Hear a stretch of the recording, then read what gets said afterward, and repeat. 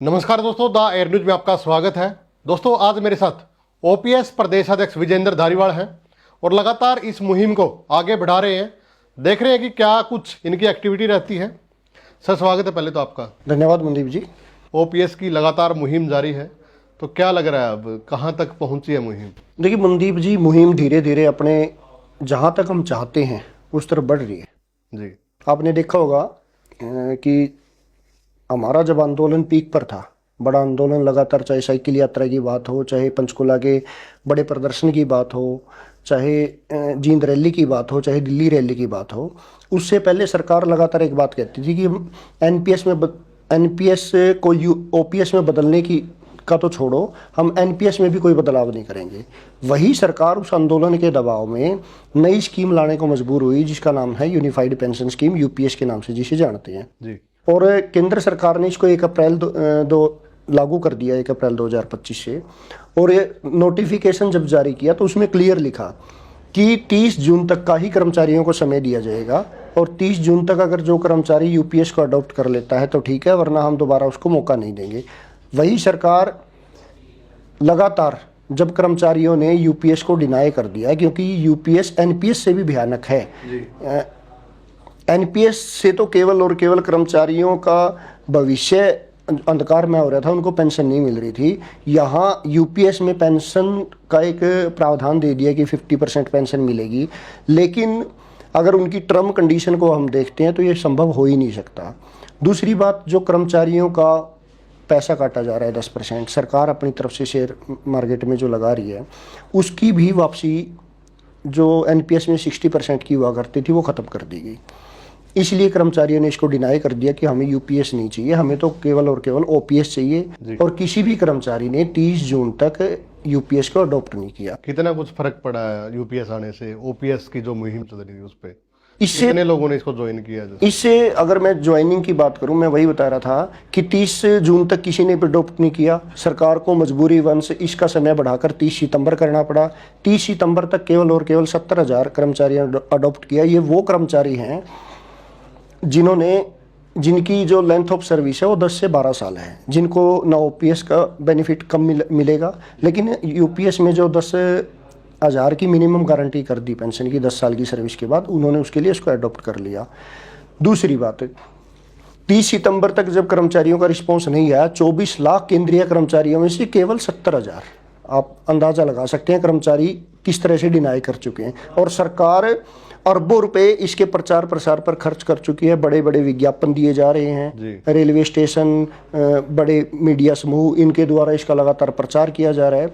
और उस प्रचार के बावजूद भी कर्मचारी यूपीएस को नहीं अपना रहे। और मैं तो आपके चैनल के माध्यम से यहाँ तक कहूँगा, जितना प्रचार के ऊपर, यूपीएस के प्रचार के ऊपर सरकार ने खर्च किया, अगर उस पैसे को बचाकर रखा जाता तो सरकार एक राज्य के कर्मचारियों को ओपीएस का लाभ दे सकती थी।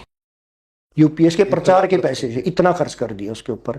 दूसरी बात है, जो सरकार लगातार कहती थी कि अगर आप यूपीएस नहीं लोगे तो आपको दोबारा मौका नहीं देगा, ये मैं यहाँ तक कहूँगा कि ये सरकार की नैतिक हार है कि सरकार के इतने प्रचार के बावजूद भी जब कर्मचारी यूपीएस को नहीं अपना रहे और केवल ओपीएस की मांग कर रहे हैं, तो ये सरकार की नैतिक हार है। और उनको समझ लेना चाहिए कि जल्द से जल्द ओपीएस को बहाल करें, नहीं तो देश और प्रदेश का कर्मचारी पुनः आंदोलन की तरफ बढ़ेगा। और बढ़ेगा नहीं, मैं कहता हूँ जो आंदोलन हमारा पहले था एनपीएस के विरुद्ध, यूपीएस आने के बाद वो और ज़्यादा मुखर हुआ है।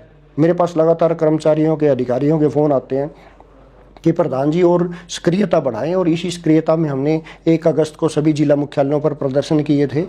उस प्रदर्शन में हमने डीसी के माध्यम से, जिला उपायुक्त के माध्यम से हमने मुख्यमंत्री जी के नाम ज्ञापन सौंपा था। फिर हमने कुरुक्षेत्र में मीटिंग करके इनके मुख्यमंत्री जी के कार्यालय सचिव को ज्ञापन दिया था और उनको कहा था कि मुख्यमंत्री जी जल्द से जल्द मीटिंग करें। जो हरियाणा में कमेटी गठित हुई थी, उस कमेटी की मीटिंगों का दौर दोबारा शुरू हो। यूपीएस और एनपीएस से और ओपीएस पर खुले मन से चर्चा अगर सरकार करती है तो निश्चित तौर पर, हम सारे आंकड़े पहले भी दे चुके हैं और आगे भी देंगे, कि ओपीएस ही केवल मात्र कर्मचारी और सरकार हित में है। जो सरकार चाह रही थी कि कर्मचारी बंट जाएंगे, इस जो यूपीएस आई थी, तो वो चीज़ नहीं हो पाई। देखिए, हाँ बिल्कुल, ये तो कर्मचारी, यूपीएस ने तो कर्मचारियों की एकजुटता को और बढ़ाने का काम किया। जो सरकार कहती थी ये तो चंद कर्मचारी हैं जो ओपीएस की मांग कर रहे हैं और बाकी कर्मचारी तो एनपीएस से खुश हैं, और फिर प्रधानमंत्री जी ने कुरुक्षेत्र में रैली में आकर यूपीएस का बहुत गुणगान किया था और ये कहा था कि सब कर्मचारी खुश हैं और जल्द से जल्द यूपीएस को अडॉप्ट कर लेंगे। आप देख लीजिए कितने, केवल और केवल मात्र 3% कर्मचारी ने अडॉप्ट किया। और हरियाणा की अगर बात करूँ, हरियाणा में जुलाई में 15 जुलाई से यूपीएस लागू कर दी गई थी और आज तक एक भी कर्मचारी ने यूपीएस का चुनाव नहीं किया और ना कर्मचारी करेगा, क्योंकि कर्मचारी सुरक्षित भविष्य चाहता है, देश और प्रदेश का भला चाहता है, इसलिए ओपीएस की मांग कर रहा है। जी, तो क्या कुछ रणनीति आप लेके चल रहे हैं? अब क्या कुछ प्रोग्राम आपके चल रहे हैं? जो आंदोलन पीछे आप लोगों ने किए हैं वही आंदोलन लगातार चल रहे हैं या फिर कैसे? नहीं, हमारे अब लगातार हम जागरूकता अभियान हमारा जारी है। अभी हमने ब्लॉक दर ब्लॉक, जिला दर जिला जाकर हम अपने कर्मचारी साथियों को जागरूक कर रहे हैं और निश्चित तौर पर हर कर्मचारी जागरूक है, उन्हें जागरूक करने की ज़रूरत भी नहीं है। लेकिन हम कर्मचारियों के बीच में जाकर वो कर्मचारी क्या चाहता है, हर कर्मचारी के उनकी भावना को हम समझने की कोशिश करें तो हर कर्मचारी एक स्वर में कहते हैं, चाहे डी ग्रुप का कर्मचारी है चाहे फर्स्ट क्लास का अधिकारी है, एक ही बात कहता है कि केवल और केवल ओपीएस बहाल होनी चाहिए। इसको लेकर हम दिल्ली में 25 नवंबर को, आपने दिल्ली के हमारे पहले भी बड़े आंदोलन देखे होंगे, तो दिल्ली में 25 नवंबर को एक बड़ा आंदोलन हम करने जा रहे हैं जिसमें हमारे देश भर के कर्मचारी और अधिकारी एकत्रित होंगे और उस समय लोकसभा और राज्यसभा का सत्र भी चल रहा होगा, संसद सत्र चल रहा होगा, तो उस समय हम आंदोलन करेंगे। प्रधानमंत्री जी से और भारत सरकार से हम मांग करेंगे कि एनपीएस यूपीएस का खेल छोड़ दीजिए, कर्मचारियों को इस पूंजीवादी व्यवस्था से बाहर निकालिए, शेयर मार्केट से बाहर निकालिए और एक उनको सुरक्षित भविष्य देते हुए जल्द से जल्द ओपीएस बहाल करें। और ये होना भी क्यों नहीं चाहिए भाई, जब एक विधायक और सांसद को पेंशन दी जा सकती है, अगर प्रधानमंत्री जी वास्तव में इसको आदर्श पेंशन पॉलिसी बता रहे हैं यूपीएस को, तो सबसे पहले उनको अपने लिए लागू करनी चाहिए थी। अगर अपने लिए लागू नहीं कर पा रहे जिस चीज़ को, तो दूसरों को देने की बात क्यों कर रहे हैं? तो इसलिए मैं निवेदन करूंगा आपके चैनल के माध्यम से मुख्यमंत्री जी से भी, प्रधानमंत्री जी से भी जी, या तो आप खुद यूपीएस को अडॉप्ट करो, क्योंकि वो नहीं करेंगे, ऐसा उनको भी पता है कि ये केवल और केवल एक ऐसी पॉलिसी है जो आपको शेयर मार्केट के अंधेरे में धकेलती है, जहाँ से अंदर घुसने का तो हमें रास्ता पता है लेकिन वापसी का कोई रास्ता नहीं है। तो इसलिए सरकार ओपीएस को बहाल करे और निश्चित तौर पर जब सरकार ओपीएस बहाल करेगी, आज जो कर्मचारी अधिकारी इनके विरोध में है वो उनको धन्यवाद भी करेगा और जो आज रैलियां हम विरोध में कर रहे हैं, धन्यवाद रैली में भी उसको करने का काम। जी, तो हिमाचल में अभी चल रही है ये स्कीम जो कांग्रेस? हाँ, हिमाचल में ओपीएस पूरी तरह लागू हो चुकी है। राजस्थान में जो इनका दावा था आम आदमी पार्टी का, तो इन्होंने कर दिया। देखिए, मैं एक बात और कहूँगा, आपने बड़ा अच्छी बात कही कि पंजाब में आम आदमी पार्टी ने ओपीएस के नाम पर कर्मचारियों के साथ इतना बड़ा छल किया है जो शायद किसी ने भी ना किया हो। हरियाणा में देखो, जब हरियाणा में चुनाव थे तो केजरीवाल जी आकर कहते हैं कि अगर यहाँ आम आदमी पार्टी की सरकार बनी तो 15 दिन के अंदर हम ओपीएस बहाल कर देंगे। दिल्ली में विधानसभा के अंदर प्रस्ताव लेकर आते हैं ओपीएस बहाली का, और बाद में जब पता चलता है कि वो प्रस्ताव ही झूठा था, वो उपराज्यपाल तक तो पहुंचा ही नहीं कभी प्रस्ताव। और अब पंजाब की बात है, पंजाब में ये प्रचार तो कर दिया कि हम ओपीएस लागू कर रहे हैं, लेकिन 2 बार कैबिनेट में पास होने के बाद, विधानसभा में पास करने के बाद आज तक ओपीएस लागू नहीं कर पाए। और अब तो चुनाव आ गए। और जब मुख्यमंत्री भगवंत मान से बात करते हैं तो मीडिया और कर्मचारियों को एक ही बात देते हैं कि मैं भी एक मास्टर का बेटा हूं और मुझे पता है कि मैं भी पेंशन के सहारे पे हमारा घर गुजारा होता था एमपी बनने से पहले। उनकी माताजी आज भी उनके पिताजी की फैमिली पेंशन ले रही हैं।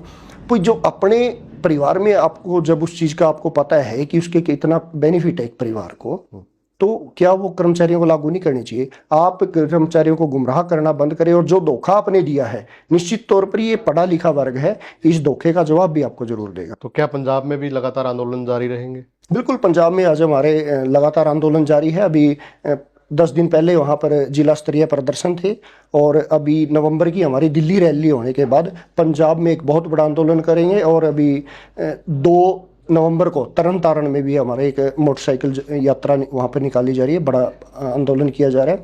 और निश्चित तौर पर मैं तो पहले दिन से आपको कहता जा रहा हूँ, हमारा आंदोलन किसी विशेष पार्टी के खिलाफ नहीं है, हमारा आंदोलन उन सरकारों के खिलाफ है जो कर्मचारियों के हितों के ऊपर कुठाराघात करती हैं, उनको अपने लिए तो कई पेंशनों का प्रावधान कर लेती हैं और कर्मचारियों को एनपीएस और यूपीएस का झुंझुना देने का काम करती हैं। इसीलिए निश्चित तौर पर चाहे पंजाब में आम आदमी पार्टी है, उसके खिलाफ हम आंदोलन करेंगे, चाहे हरियाणा के अंदर भारतीय जनता पार्टी की सरकार है, इनके खिलाफ भी, जब तक हमारी ओपीएस बहाल नहीं हो जाती, हर उस सत्तासीन दल के खिलाफ हमारा आंदोलन होगा जो ओपीएस को बहाल नहीं करना चाहते। जी, तो सीएम साहब से मिले हो आप इस मामले को लेकर? देखिए, हमने कई बार प्रयास किया है। हमने उनके जो कुरुक्षेत्र में सचिव हैं कैलाश सैनी जी, उनसे मिले थे। उनको हमने कहा था कि मुख्यमंत्री जी का टाइम हमारे लिए सेट करवाइए ताकि हम उनसे मीटिंग करके अपनी जो समस्या है उनको बता सकें। हम ज्ञापन के माध्यम से भी हम समय मांग चुके हैं। मैं कई बार मुख्यमंत्री जी को पत्र लिख चुका हूं, उनको मेल कर चुका हूं कि हमें समय दिया जाए, आधिकारिक तौर पर समय दिया जाए, ताकि हम बैठकर हमारी इस मांग जो एनपीएस और यूपीएस की कमियां आपको बता सकें, ओपीएस से सरकार और कर्मचारियों को होने वाला फायदा बता सकें, और जिसके बातचीत के माध्यम से इसका सोल्यूशन निकले। अगर बातचीत के रास्ते सरकार बंद कर रही है, हम पहले दिन से सरकार से वार्ता करना, और आंदोलन भी वार्ता के लिए शायद आंदोलन भी किए जाते हैं। अगर सरकार वार्ता का दौर शुरू करती है तो उसके अंदर सौहार्दपूर्ण चर्चा के साथ, सकारात्मक सोच के साथ अगर हमारी बात को सुनती है तो निश्चित तौर पर इसका समाधान भी निकलेगा और सरकार ओपीएस भी बहाल करने का काम करेगी। जी, तो क्या कुछ आप जो ओपीएस में शामिल है, इस मुहिम में शामिल साथ दे रहे हैं, उनको क्या कुछ कहेंगे? मैं आपके चैनल के माध्यम से मनदीप जी, हर मेरे कर्मचारी अधिकारी साथी से एक बात कहना चाहूँगा कि ये केवल आपकी लड़ाई नहीं है, आने वाले बच्चों, उन बच्चों की भी लड़ाई है जो आज चाहे सीटी का पेपर दे रहे हैं, डी ग्रुप का या सी ग्रुप का, वो आज सरकारी सेवा में आ रहे हैं। जब वो आएंगे और वो भी एनपीएस और यूपीएस के जंजाल में फंसेंगे तो उन साथियों को निकालने की भी लड़ाई है। और उन परिवारों से भी और समाज से भी मैं अपील करूंगा कि ओपीएस की लड़ाई केवल कर्मचारियों की लड़ाई नहीं है, ये आपके उस बच्चे की भी लड़ाई है जो आज महंगी शिक्षा प्राप्त करने के बाद सरकारी नौकरी की बाट देख रहा है, या आपकी भी ये लड़ाई है, गरीब मजदूर, किसान और छोटे दुकानदार की लड़ाई है जो चाहते हैं उनका बच्चा पढ़ लिख कर एक अच्छा रोजगार उसको मिले, सरकार उसको सरकारी सेवा में स्थान दे। तो ये उन सब की लड़ाई है, और पूरे समाज से और तमाम कर्मचारी अधिकारियों से आपके चैनल के माध्यम से अपील करूंगा कि इस भविष्य की इस लड़ाई में आप हमारा साथ दें, आप इस आंदोलन को जन आंदोलन बनाने में हमारा साथ दें, और सरकार के ऊपर दबाव ये जरूर बनाएं कि वो जल्द से जल्द ओपीएस को बहाल करें। बातचीत करने के लिए धन्यवाद। धन्यवाद। तो वीडियो को ज़्यादा से ज़्यादा आप लोग शेयर करें, और जो ओपीएस की मुहिम लेकर चल रहे हैं विजेंद्र धारीवाल, आपकी क्या कुछ सोच है? क्योंकि ये लगातार कह रहे हैं कि अगर सरकार मानने को तैयार है तो इन्हें कोई दिक्कत भी नहीं है, ये धन्यवाद करेंगे। तो क्या कुछ कहना है आप भी जरूर बताएं। धन्यवाद।